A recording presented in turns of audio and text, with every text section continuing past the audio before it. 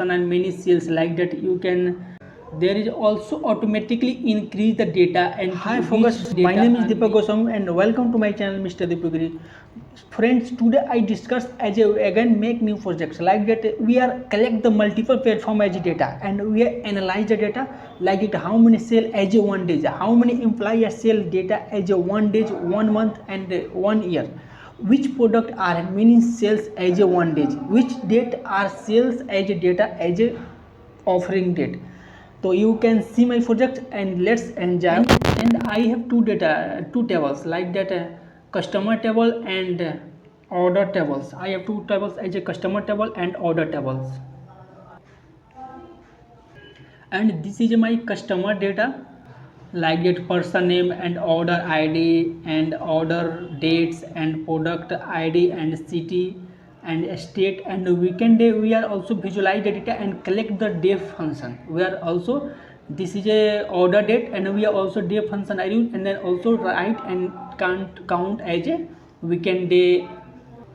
And this is my friends order data like the order id and product id and product states, which state are selling the data and selling price and my product price and quantity and state wise profit. This is a person of Chandra, Gopal, Mahadev and Rishabh. And this is a selling day like that, Wednesday are meaning selling day like that, say sum of product profit state wise and product profit wise count and count aggregate functions are used and product counting. And this is a table key state and city and product profit.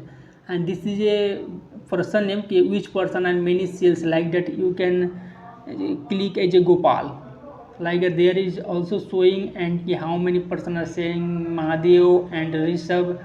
There is also automatically increase the data and which data are meaning so and which data are many showing person day and which they are meaning so. There is many important as a points we are used as a count like the count is we are used as a def function. Def function is the very important as a Power BI tools.